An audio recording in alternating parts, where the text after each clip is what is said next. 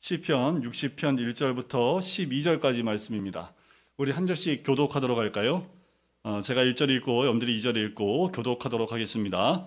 하나님이여, 주께서 우리를 버려 흩으셨고 분노하셨사오나 지금은 우리를 회복시키소서.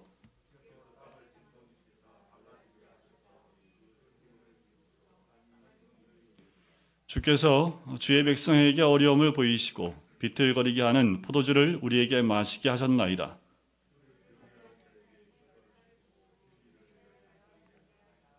주께서 사랑하시는 자를 건지시기 위하여 주의 오른손으로 구원하시고 응답하소서.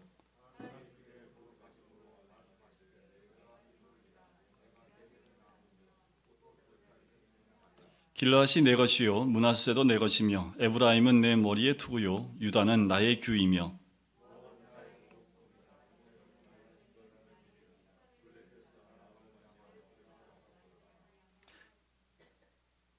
네, 메아리로 들리시네요. 네. 누가 나를 이끌어 견고한 성에 들이며 누가 나를 에돔에 인도할까?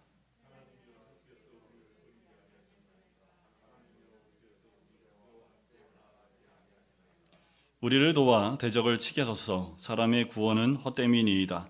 우리가 하나님을 의지하고 용감하게 행하리니 그는 우리의 대적을 밟으실 이심이로다. 아멘. 가정이나 교회마다 어려움이 닥칠 때 가장 중요한 것은 한마음이 되는 거겠지요.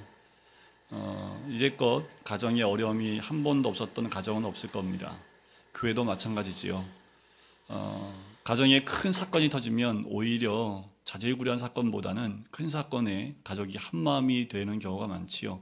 교회도 마찬가지입니다. 한마음이 돼야지 그 어려움들을 극복해 나갈 수 있습니다. 마음만 하나가 된다면 어떤 어려움도 감당해낼 수 있는 힘이 되겠지요.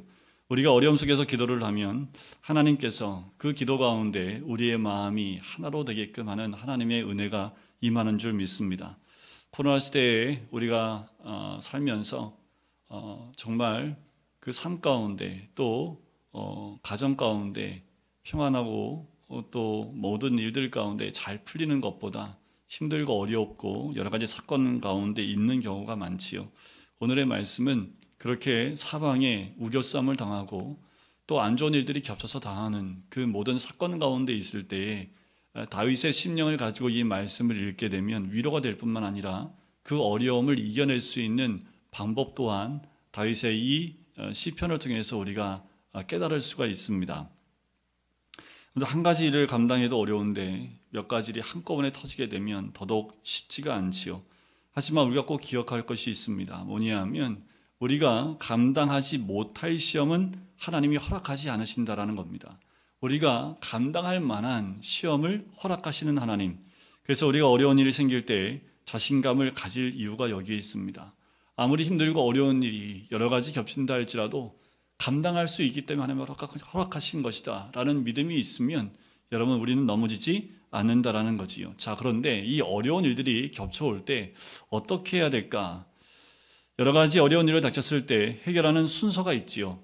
먼저 우리가 점검해 봐야 될 게 뭐냐 하면 어려운 사건들이 자꾸 일어날 때 하나님과의 관계를 먼저 점검해 보실 필요가 있습니다.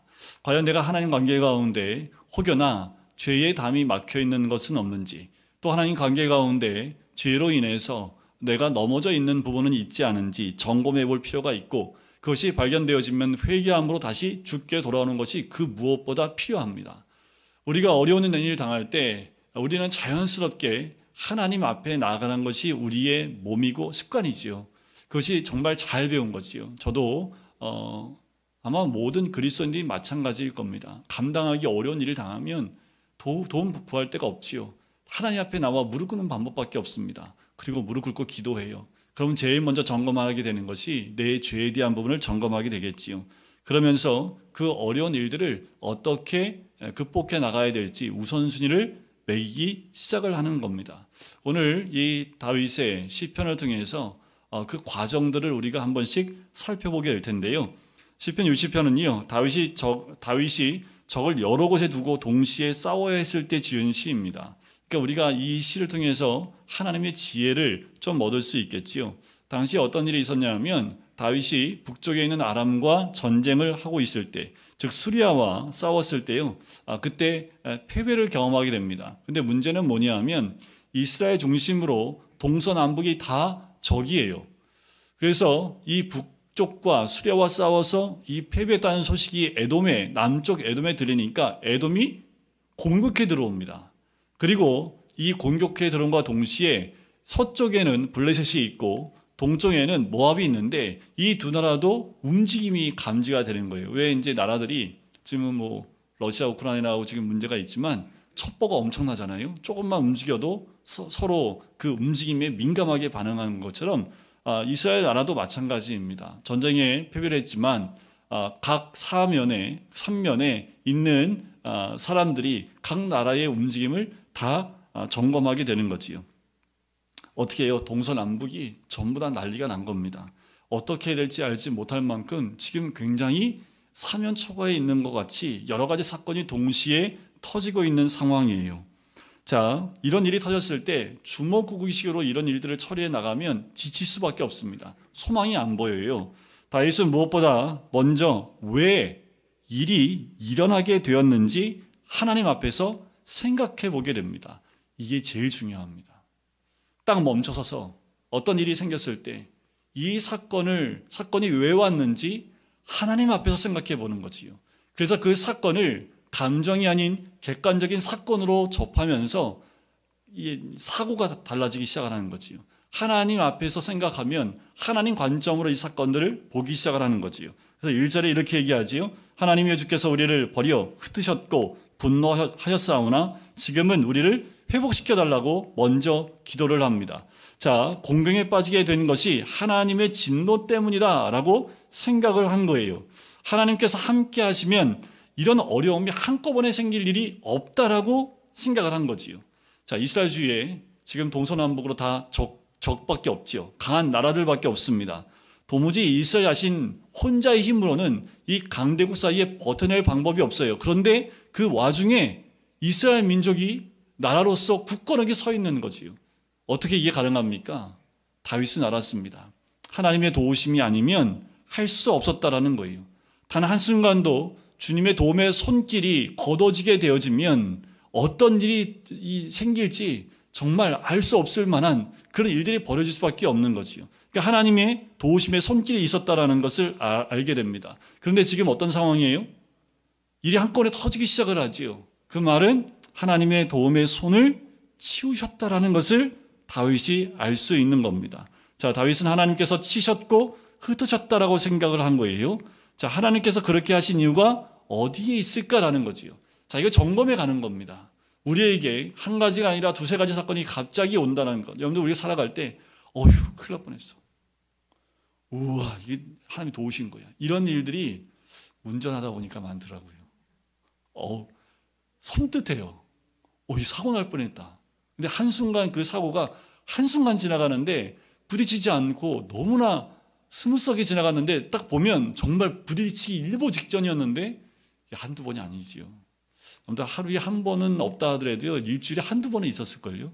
하면서 조금만 더 갔으면 사고 나기에 딱 맞는 그 사건인데 이게 하나님이 도우셨다라는 느낌이 나는 경우가 많지요. 작은 사건도 그래요. 하지만 큰 사건들도 마찬가지라는 거지요. 하나님이 그렇게 하신 이유가 뭘까? 우리가 이렇게 삶이 평안해지고요. 또 일이 잘 풀리면 더 하나님의 은혜에 감격하고 감사해서 더 무릎 꿇고 눈물로 감사하고 내 죄를 회개하면 되는데 사람 마음이 어떻게 됩니까? 느슨해지기 시작을 하지요. 하나님의 은혜임에도 불구하고 그것이 계속 내 삶 가운데 넘쳐나기 시작을 하면 하나님 은혜에 감사하는 것보다 어떻게 될까요? 이제 좀 내가 잘난 거지요, 이제. 내 능력이 좀 있으니까 사고가 바뀌기 시작을 합니다. 지금 한국교회 현실이 그래요. 한국교회에 복음이 선포되어지고 교회가 세워지고 많은 순교자들이 나왔고 그 가운데 힘들게 교회들이 정말 천막에서 교회를 시작했던 60년대, 70년대 어려운 시간을 지내면서 하나님 은혜 가운데 정말 전 세계에서 가장 큰 교회도 세워지게 되어지고 한 교회에 수만 명, 수십만 명이 모이는 교회도 생겨나기 시작을 했지요. 하나님의 은혜가 아니면 이렇게 될 수 없지요. 그런데 어느 순간부터 교회들이, 한국에 있는 어쩌면 리더급 되어지는 목사님들이 하나님의 은혜가 아니라 우리의 능력으로 된 것처럼 생각하기 시작한 것 아닐까.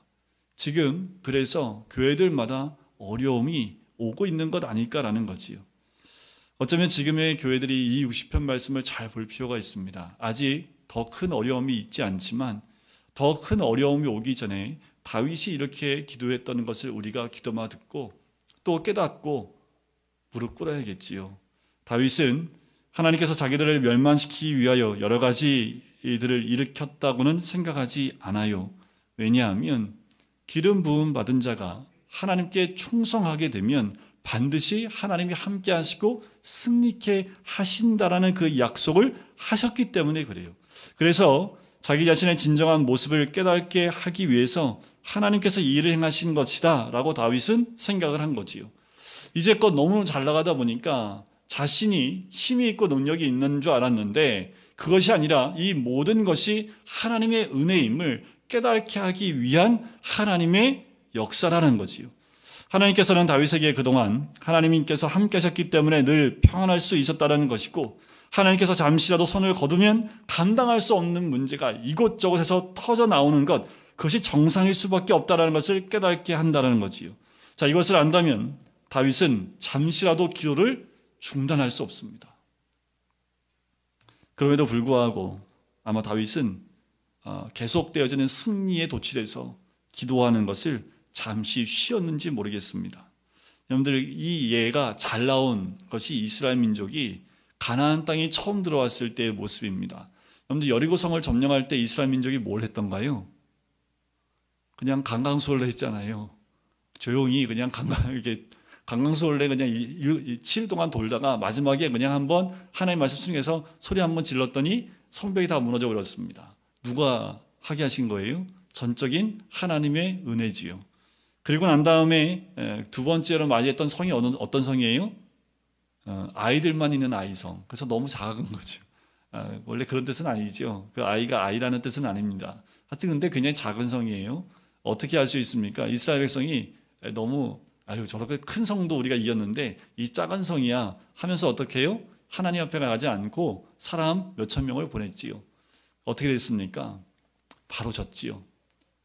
수십 명이 죽임을 당하고 쫓겨남을 당하게 됩니다. 그 일을 겪게 된 거지요. 이와 마찬가지입니다. 하나님이 함께하지 않으면 아주 작은 성에도 무참하게 질 수밖에 없다는 것을 이 이스라엘 민족이 깨닫고요. 여호수아는 이 가나안 땅을 점령하기까지 기도하는 것을 쉬지 않았던 것을 보게 됩니다. 그래서 우리가 깨달아야 할 것이 무엇이냐 하면, 우리는 하나님이 도움이 없이는 이 세상에서 어려움을 잠시도 견딜 수 없다라는 거예요. 근데 하나님이 도우시며 손길을 걷어버리면 여러분들, 우리 주변에서 터져야 할 일들이 얼마나 많습니까?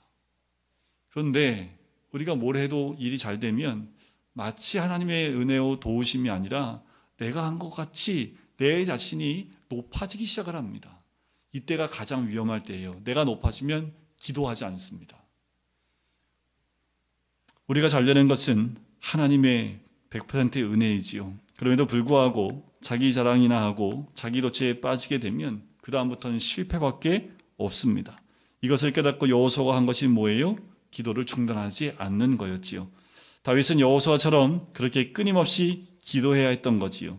그래서 사면초가의 시험은 너 그렇게 교만하게 내 자신만 믿고 기도하지 않고 게으르게 있으면 되겠냐라는 책망으로 하나님께서 이런 사건들을 허락하실 수 있다라는 거예요. 기도하기를 원하시는 거지요. 하나님 앞에 나오기를 원하시는 거예요. 다윗은 하나님의 메시지를 분명히 들었습니다. 주여, 제가 얼마나 미련한지 스스로 깨달았습니다. 저의 힘만으로는 동서남북 여기저기서 문제가 터지는 것이 정상입니다. 이제 다시는 제 힘으로 하나님의 일을 하려고 하지 않겠습니다. 다시 우리의 힘을 회복시켜 주시옵소서. 이것이 다윗의 또 다른 기도일 수밖에 없는 거지요. 여러분, 이 일에 닥치지 않아도 우리는 이미 다 알아요. 그럼에도 불구하고 기도하지 않는 우리의 모습을 또 보게 됩니다. 여러분들, 이 밤에 이 예배 가운데 이 말씀을 듣는 모든 분들, 다른 거 없습니다. 기도의 자리를 떠나지 마십시오. 지금 그 어느 때보다 기도의 자리를 찾아 들어가야 되고 기도하는 자리에 무릎을 꿇어야 될 때가 지금입니다. 개인을 위해서도, 가정을 위해서도, 교회를 위해서도 마찬가지고요. 더 나아가서 이 나라 민족을 위해서 하나님의 도우심을 구하지 않으면 않을 때입니다. 교회들이 너무 많아요. 너무 많다고 얘기를 하지요. 그런데 왜 어렵습니까? 왜 이렇게 하나님에 대해서, 예수님에 대해서, 교회에 대해서 대항하는 그 모습들이 너무도 어느 때보다 더 크게 일어나는 이유가 뭡니까? 과거에 기도하는 소리가 교회에서 들리지 않기 때문이지요. 2절에 보세요. 주께서 땅을 진동시키사 갈라지게 하셨사오니 그 틈을 기우소서. 땅이 흔들림이니이다. 오늘 말씀의 제목이 그 틈을 기우소서인데 이게 무슨 말인가 하시겠지요. 자, 여기서 땅을 진동시키사 갈라지게 하셨다라는 말은 아마도 다윗이 이게 지진을 한번 경험해 봤던 것 같아요. 근데 지진 나면 어때요? 정말 강한 지진은 땅이 쩍쩍쩍 갈라져서 금이 가지요. 지금 그것을 얘기합니다. 지진으로 땅이 진동하고 있고 또 틈이 갈라져서요. 그것을 건너갈 수 없을 만큼 틈이 벌어져 있는 거지요. 우리나라는 이걸 경험해 본 적이 거의 없지요. 조금만 흔들려도 난리가 나잖아요. 근데 일본은요, 웬만큼 흔들려서는 사람들이 놀라지도 않더라고요. 그냥 흔들리면 흔들리나 보다. 근데 진짜 흔들리기 시작하면 땅이 막 쩍쩍쩍 갈라지는 거지요. 다윗은 하나님께서 그 틈을 기워달라는 거예요. 우리 옷이 헤어지면 기운다고 하지요. 지금 이 벌어진 틈을 하나님 기워달라고 기도하고 있는 거예요. 자, 이것이 진짜 땅에 지진이 나서 그렇게 하는 것이 아니라 영적인 지진이 일어난 것을 다윗이 이렇게 표현을 한 거지요. 다시 말하면 이스라엘 안에 다윗의 지도력을 인정하지 않고요. 지금 이 안에 분열이 생긴 거예요. 그 틈이 벌어져 버린 거예요. 그래서 그 틈을 키워달라고 얘기를 하는 거지요. 성경 역사를 보면 이스라엘 백성이 나눠지게 되지요. 르호보암 때 나눠지게 됐고 이 다윗의 기도가 그때 적용이 되어지게 되고 르호보암 때부터 이 기도가 이어질 수밖에 없는 사건이 그때 벌어집니다. 다윗이 통합 왕으로 되기 전에도 유다만 다윗을 왕으로 인정했지요. 나머지는요 7년이 지나서야 다윗을 왕으로 인정하게 됩니다. 다윗은 주께서 땅을 진동시키사 갈라지게 하셨사오니 라는 표현을 써요. 다윗은 지금 그 갈라진 틈을 기워서 하나로 봉합시켜 달라고 기도하는 겁니다. 벌어진 틈을 얘기하는 거지요. 결국 그것을 다시 기울 수 있는 분은 누굴까요? 여러분들, 우리 나라에 벌어진 이 틈을 누가 기울 수 있을까요? 너무 안타까운 건 선거철이 다가왔고 그 어느 때보다 상대방의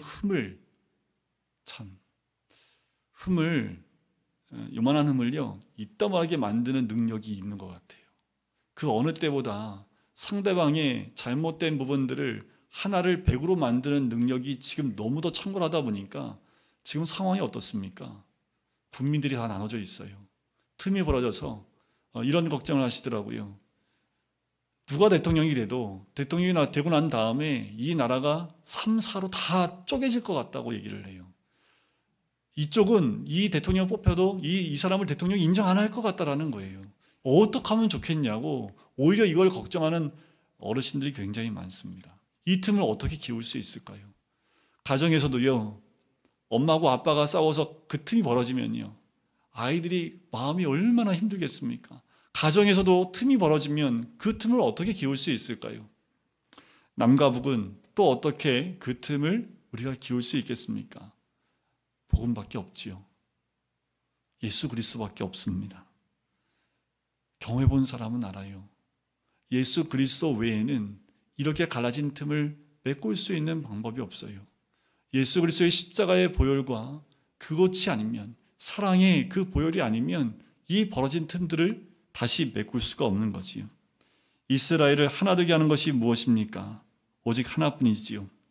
지속적으로 하나님 말씀을 선포함으로 이스라엘 백성들을 말씀으로 변화시키는 거예요. 방법이 없습니다. 그런데 교회 안에도 갈라져 있지요. 어떻게 하면 갈라진 이 교회가 하나가 될 수 있습니까? 말씀으로 변화되는 겁니다. 말씀으로 성숙해지는 거예요. 그러면 자연스럽게 틈은 메꿔지게 되어져 있지요. 교회가 분열되지 않으려면 우리 모두가 말씀으로 하나가 되어야 합니다. 다른 거에 집중하지 말고요, 하나님 말씀에 집중해야 되지요. 교회가 부동산에 집중하면요, 교회는 다 쪼개집니다. 교회가 돈에 집중하게 되면요, 반드시 쪼개집니다. 교회가 말씀에 집중하면 하나가 돼요. 기도하기 시작을 해요. 주님 앞에 무릎 꿇기 시작한다라는 겁니다. 그런데 지금 이스라엘 형편은 어떻습니까? 3절을 보니까 주의 백성에게 어려움을 보이시고 비틀거리게 하는 포도주를 우리에게 마시게 하셨나이다. 마치 하나님이 하신 것처럼 얘기하지만 이거는 이스라엘 백성이 이렇게 됐다라는 거예요. 자기 노치에 빠져서요, 기도도 하지 않고 지금 몽롱한 상태에 있는 거예요. 마치 술을 마신 사람처럼 현실 감각이 다 떨어져 있는 거예요. 또 술 마시면 한 가지가 있지요. 누구하고 싸워도 다 이길 것 같아요. 자기의 힘을 과대 평가하기 시작을 한다라는 거지요. 지금 이스라엘 백성이 이와 같다라는 겁니다. 지금 이스라엘 백성은 실망하고 신하들은 우왕좌왕하고 있는데 이것을 누가 수습할 수 있습니까? 리더인 다윗이 해야 할 일이지요. 그래서 다윗은 이스라엘 백성들의 마음이 하나가 되게 해달라고 하나님께 기도드리고 있는 거예요. 다음 대통령이 누가 될지 모르겠습니다. 그런데 정말 다음 대통령이 제일 먼저 해야 될 것은 백성들이 갈라진 그 마음을 하나로 합치는 것이 제일 먼저 해야 될 일입니다. 그것을 하지 못하면 어떤 대통령이 돼도 다음 5년도 별반 다르지 않고 굉장히 힘든 5년이 될 겁니다. 우리가 대통령을 위해서 기도해야 될 건 이거 하나밖에 없습니다. 제대로 이 민족을 사랑하고 이 민족이 통합되어지고 한 마음이 될 수 있도록 할 수 있는 그 리더가 뽑힐 수 있도록 기도해야 되겠지요. 다윗은 그것을 알았고 다윗은 리더였기 때문에 지금 이 현 상황 가운데 다윗은 무엇을 해야 되는지 정확히 알았던 사람입니다. 그래서 다윗이 가장 먼저 생각했던 게 뭐냐면 자기의 정체감입니다. 4절을 보세요. 주를 경외하는 자에게 깃발을 주시고 진리를 위하여 달게 하셨나이다. 다윗의 군대는 뭘 들고 싸우는 사람들이에요? 진리의 깃발을 들고 있다라는 겁니다. 그 깃발에는 만왕의 왕이신 여호와의 이름이 새겨져 있어요. 그러니까 그들이 진리를 가지고 나가면 반드시 이긴다는 믿음이 있습니다. 여기서 다윗이 깨달은 것이 무엇입니까? 이번의 패배는 패배가 아니라는 거지요. 지금 진 건 진 게 아니라 하나님이 우리를 깨우시는 경고의 나팔로 받아들인 겁니다. 우리의 싸움은 우리의 이름을 위해서 싸우는 게 아닙니다. 세상은 대통령의 이름을 걸고 싸워요. 후보들의 이름을 걸고 싸워요. 안타깝지요. 하지만 우리 그리스도인들은 누구의 이름을 위해 싸워야 합니까? 그리스도의 이름을 위해서, 하나님의 이름을 위해서 싸워야 합니다. 만군의 여호와의 이름으로 또 사망 권세를 깨뜨리고 부활하신 예수 그리스도의 이름으로 우리는 싸워야 된다는 거지요. 열심히 우리 아이들이 공부를 해야 될 이유가 어디 있습니까? 예수님의 이름을 위해서요. 최선을 다해서 공부하는 거지요. 사회생활하고 열심히 일을 하시는 분들은요, 돈을 위해서가 아니라 그리스도를 위해서 내 맡은 바 직분과 일들과 그 모든 일에 최선을 다하는 것, 그것이 바로 우리들의 모습이어야 합니다. 우리에게는 진리의 깃발이 있어야 됩니다. 이것을 놓치면 안 돼요. 이 깃발을 절대로 빼앗겨서도 안 됩니다. 빼앗기는 순간 사단이 이 땅을 집어삼키게 돼요. 여러분들, 우리가 가지고 있는, 교회들이 가지고 있는 이 진리의 깃발을 빼앗기면 안 돼요. 그런데 다른 깃발을 자꾸 드니까 문제가 되는 거지요. 목사가 그 깃발이 될 수 있습니까? 아니요, 안 돼요. 깃발은 예수 그리스도 외에는 없습니다. 진리의 말씀 외에는 없습니다. 근데 교회가 자꾸만 다른 이름을 그 깃발에 써놓으니까 교회가 분열되어지고요. 교회가 하나가 되지 않습니다. 네 교회, 내 교회가 어디 있습니까? 그리스도의 이름으로 하나가 되는 것 외에는 없지요. 그런데 자꾸 갈라져요. 우리가 진리를 선포해야 합니다. 왜요? 진리를 선포하고 진리의 깃발을 들고 나가면 사단의 나라는 종식되게 되어져 있습니다. 5절에 보세요. 주께서 사랑하신 자를 건지시기 위하여 주의 오른손으로 구원하시고 응답하소서.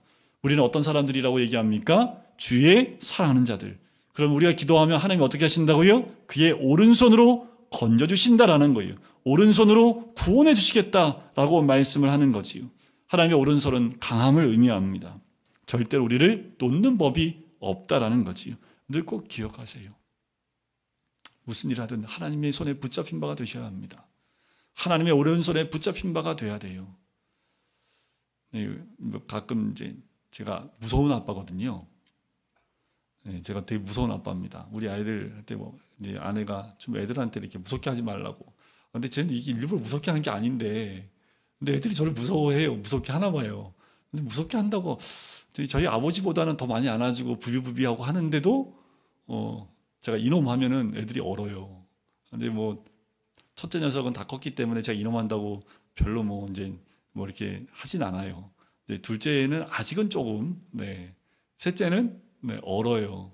그런데 셋째하고 막내하고 갈 때는 길거리에 갈 때 팔을 붙잡고, 때로는 제가 가끔 이제 학교에 함께 같이 이제 데려다 주러 갈 때도 보면 손을 붙잡고 가든가 팔을 붙잡아요. 왜 붙잡을까요? 아빠가 힘이 되니까 붙잡겠죠. 제가 민솔이보다 힘이 없으면 민솔이가 제 팔을 붙잡겠어요? 오히려 제가 민솔이 팔을 붙잡고 다니겠지요. 제가 나이가 더 들면 그렇겠지요. 그때 되면 제가 애들의 팔을 붙잡고 다니겠지요. 근데 아버지의 팔을 붙잡는다는 건 뭘까요? 의지할 수 있고 힘이 있기 때문에.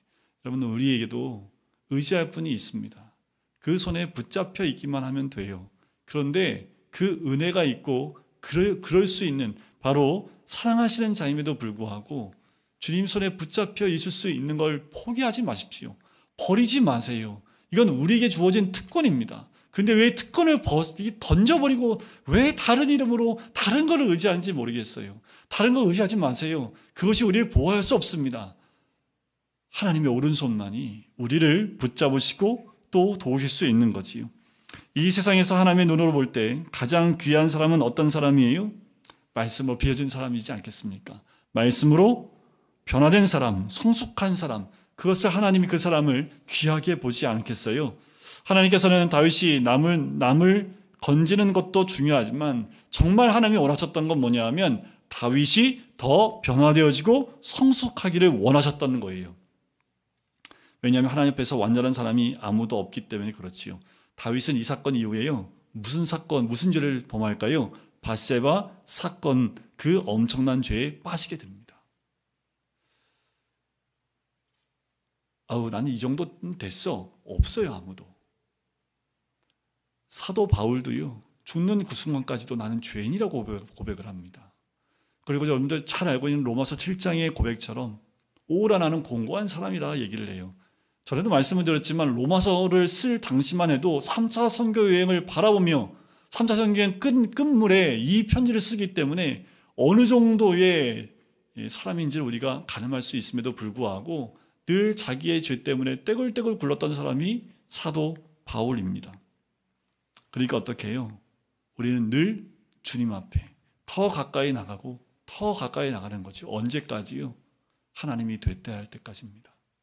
언제까지일까요? 아마 제가 생각해도 이 땅엔 아무도 없을걸요. 우리는 늘 하나님 앞에 겸손히 죄질 수 있는 죄인인 것을 깨닫고 늘 말씀 가운데 성숙하기 위하여 표대를 향하여 달려나갔던 사도 바울처럼 그렇게 표대를 향하여 달려나가야 되지요. 주로 어떤 사람이 죄에 빠지는가 하면요, 자기가 하나님 앞에서 얼마나 존귀한 자인지를 모를 때입니다. 집 나가는 자식, 대부분은 부모님한테 그 자식이 얼마나 귀한 자식인지 모르니까 나가는 거예요. 하나님한테 우리가 얼마나 존귀한 자인지를 잘 모르는 사람이 죄에 빠집니다. 또 자존감이 약할수록 죄와 유혹에 약하게 되지요. 하나님의 사랑을 철저하게 깨닫는 자는요, 넘어지지 않습니다. 넘어져도 다시 일어날 수 있어요. 왜 자녀들이 질풍노도의 시기를 거치면 탈선할 수도 있고 하지요. 그런데 이 아이들이 다시 돌아올 수 있는 건 뭐냐 하면 부모의 사랑이 온전히 있을 때 아무리 그들이 탈선한다 하더라도 다시 돌아오게 되어져 있습니다. 하나님의 사랑을 우리가 받고 있다는 것을 정확하게 안다면 믿음 가운데서 죄로 넘어지는 그 자리까지 나가지 않는다라는 거지요. 그런데 여러 가지 일이 동시에 터졌을 때 어떤 순서를 매겨야 되는지 영적으로 이제 6절부터 나와요. 그러니까 보면 세겜과 숫곳을 다시 측량해야 한다고 말씀을 하지요. 자, 이 세겜과 숫곳이 어디냐면 요단강을 중심으로 동쪽과 서쪽을 의미합니다. 자, 이 하나님께서 뛰놀리라 라는 그 말은 두 곳을 왔다 갔다 해서 움직인다라는 거지요. 그 말은 뭐예요? 두 곳을 연결시키겠다라는 의미입니다. 그러니까 세겜은 서쪽 중앙에 있고요, 숫곳은 요단강 동편에 있는 곳입니다. 그러니까 이 요단강 중심으로 동과 서에 있는 이 두 도시를, 두 군데를, 동서를 하나로 합하시겠다라는 거지요. 7절에 보면 길르앗이 나와요, 므낫세도 나와요, 에브라임 나와요, 유다가 나옵니다. 자, 네 지파의 지역이 나오는데 이 네 곳은 모두 중요하기 때문에 포기할 수 없는 곳이에요. 길르앗은 요단 동편이고요. 므낫세는 북쪽에 있는, 동쪽과 서쪽에 다 북쪽에 위치하고 있고요. 에브라임은 북쪽 이스라엘에 있고 유다는 남쪽에 있는 것이 유다입니다. 그러니까 이들은 이스라엘 본토에 해당되기 때문에 꼭 지켜야 되는 곳, 그 네 것을 의미해요. 여기서 땅 한 평도 빼앗겨서는 안 되는 거지요. 어떤 희생이 있어도 반드시 지켜야만 합니다. 여러분들, 우리에게 이 땅이 어느 땅일까요? 한 영혼도 빼앗기면 안 되지요. 너무나 가슴 아픈 것은 이 코로나 시대에 너무나 많은 영혼들을 잃어버리고 있는 것이 너무나 가슴이 아파요. 어떻게 잃어버릴까요? 모이기를 이제는 안 하고, 모이기에 힘을 쓰는 것이 아니라 점점 내 육이 편한 것으로 가고 있다는 것이요. 아직은 코로나로 인해서 여러 가지 제약이 많지요. 하지만 이 모습이 코로나 이후에도 계속 연결이 되어진다면 어쩌면 우리는 우리 하나님이 구획을 정해서 재어준 그 구획을 우리가 상실해버리는 우리가 될 수도 있다는 거예요. 다시 한번 깨어났으면 좋겠습니다. 이제 이 땅 하면 다시 전처럼 함께 모여 찬양하고 함께 모여 기도하는 그 모습이 다 회복되길 간절히 소원합니다. 흩어지는 길 원치 않으십니다. 흩어지는 건요, 딱 한 가지 위해서만 흩어져야 됩니다. 뭘 위해서요? 복음 전하기 위해서는 흩어져야 됩니다. 그 외에는 흩어지면 안 돼요. 함께 하셔야 하고 모이셔야 합니다. 그것이 바로 우리가 우리의 땅을 잃어버리지 않고 한 영혼도 잃어버리지 않아야 된다는 거지요. 8절에 보면 참 재미있는 표현이 있죠. 모압은 나의 목욕통이라. 네, 이게 뭔 뜻이냐면요, 목욕통이 오늘 필수품일까요? 아니면 그냥 필요할 때 쓰는 걸까요? 필수품은 아니죠. 그냥 목욕할 때 쓰는 거잖아요. 그런 의미입니다. 근데 에돔에는 나의 신발을 던지리라 라는 말이 뭐냐 하면 반드시 종으로 만들어야 한다라는 뜻입니다. 그 말은 에돔을 굴복시키는 것이 중요하다라는 거예요. 왜냐하면 에돔을 굴복시키지 않으면 반드시 공격해 올 것이기 때문에 에돔은 굴복시켜야 한다라는 거예요. 그래서 다윗이 요압을 보내죠. 요압이 전쟁에서 에돔 사람 1만 2천 명을 죽였던 사건을 우리는 기억을 하지요. 블레셋아 나를 인하여 외치라. 이 말은 그저 외치는 소리만 내는 것이 아니라 실제로 다윗을 대항할 능력을 갖추고 있지 못하다라는 거예요. 그러니까 이미 블레셋은 힘을 많이 잃어버린 상태이기 때문에 소리만 지를 뿐 힘이 없다라는 그 의미입니다. 그러니 두려워할 대상이 아니라는 거지요. 자, 9절에 보면 이래요. 누가 나를 이끌어 견고한 성에 들이며 누가 나를 에돔에 인도할까? 그러니까 다윗의 우선순위가 뭘까요? 자, 아람의 전쟁에서 지지 않고 지키면서 에돔을 치게 하는 거죠. 지금 이 순서를 다윗이 기도하면서 찾기 시작을 한 거지요. 다윗은 진정한 이스라엘은 어디인가? 그리고 우리에게 가장 위협이 되는 어려움은 무엇인가? 소리를 크게 내지만 덜 위협적인 적은 무엇인가? 상대적으로 무시해도 되는 적은 어디인가를 분석해내는 거지요. 그리고 하나님 주신 지혜대로 이것을 잘 분석을 합니다. 다윗은 아람과의 싸움에서 결과가 좋지 못했는데 그 이유는 하나님이 함께하지 않았기 때문이라고 아까도 말씀드렸고 그 결론을 내리는 거지요. 10절을 보시면 하나님이여 주께서 우리를 버리지 아니하셨나이까? 하나님이여 주께서 우리 군대와 함께 나가지 아니하시나이까? 마치 이스라엘 백성이 아이성에서 실패한 후에 하나님께 부르짖었던 것처럼 다윗이 그렇게 지금 부르짖고 있는 거지요. 하나님이 함께 하시지 않으시면 몇 번을 싸워도 결과는 같을 수밖에 없습니다라는 고백이에요. 여러분들 세상에 나가서 어떤 길을 가더라도 하나님이 함께하지 않으면 반드시 실패합니다. 그리스도인은 하나님이 함께하는 자들이기 때문에 하나님과 함께하지 않으면 결국 실패할 수밖에 없어요. 11절을 보세요. 우리를 도와 대적을 치게 서서 사람의 구원은 헛되이니이다. 사람의 말을 따라 했다가 실패했던 것 같아요, 다윗이. 그러니까 어떻게 해요? 철저하게 하나님의 뜻에만 순종해야겠다라고 고백을 하는 거지. 근데 경험해야지 알까요? 근데 경험해봐야지 알아요. 아니요, 경험하지 않더라도 다윗의 경험을 우리가 받는다면 하나님의 도우심이 그 어느 때보다 중요하다는 거지요. 어떻게 하면 하나님과 함께 나아갈 수 있습니까? 가장 중요한 건 하나님보다 앞서지 않는 겁니다. 하나님을 따라가는 거지요. 그래서 다윗은 에돔을 공격하는 데 있어서도 자기 마음대로 하지 않고요, 하나님의 뜻을 구해요. 그래서 9절처럼 누가 나를 이끌어 견고한 성에 들이며 누가 나를 에돔에 인도할까라는 거지요. 견고한 성이라고 표현을 하지요. 그리고 요압을 통해서 승리케 하시는 그 하나님이 함께 하심을 믿었던 거지요. 우리는 사람 자체는 믿을 수 없을지라도 그와 함께 하시는 하나님은 믿을 수 있습니다. 그래서 서로 믿고 맡길 것은 과감하게 맡기는 거지요. 마치 모세가 여호수아에게 많은 것을 맡겼던 것처럼 마찬가지입니다. 중요한 것은 하나님이 함께하는 자가 누구인지를 분별해야겠지요. 그리고 하나님이 함께 하시면 그에게 모든 것을 위임한다 할지라도 승리케 하시는 하나님의 은혜를 누리게 될 줄 믿습니다. 오늘 우리 모든 성도님들이 다 하나님이 함께 하시는 분들이 되세요. 제가 무슨 일을 할 때 막 고민이 됐으면 좋겠어요. 고민이 돼야지요. 그래서 이 어떤 분한테 맡겨도 되는데 어떤 분한테 맡겨야 되나 이거 하면서 막 고민에 쌓여서 다 잘하시는데 이거 누구한테 맡기나 이런 고민이 우리 서로에게 있어야 되지 않겠습니까? 공동체 안에 12절을 보세요. 우리가 하나님을 의지하고 용감하게 행하리니 그는 우리의 대적을 밟으실 이심이로다. 마치 이런 거예요. 군인들이, 여러분들 전 보병이었습니다. 참 안 좋은 보병은 그냥 총알바지 하는 게 보병이잖아요, 원래. 그래서 저는 작전 지역에 들어가면 후퇴가 없습니다. 그냥 거기서 죽는 게 원래 저희의 임무였어요. 그런데 보병들이 가장 좋은 게 뭐냐면 탱크 뒤에 쫓아갈 때입니다.